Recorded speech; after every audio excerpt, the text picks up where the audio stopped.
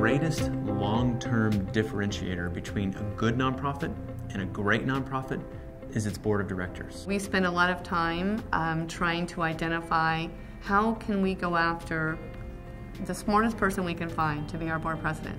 Boards should intentionally ask people to play increasing levels of responsible roles on a path toward being the chair of the organization. What's most critical about being the chair of a board is your relationship with the executive director.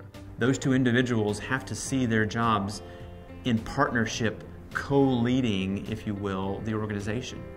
When the board chair and the ED are not on the same page, it just brings the organization down, the morale of the board, and it's not helpful. Your job is not to make all the decisions. Your job is to make sure that the board understands its fiduciary responsibility and has all of the data and resources and time needed to make a wise decision. A nonprofit board of directors has great responsibility when it comes to financial oversight. You don't want to learn on the day of an audit that you should have had a whistleblower policy, a paper destruction policy, and all these kinds of things. We'd like to see boards of directors reviewing detailed financial statements for the organization once a month at a minimum.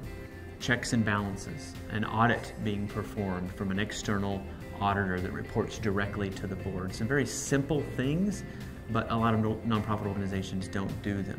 In order to be a part of our finance committee, you have to be in the financial industry.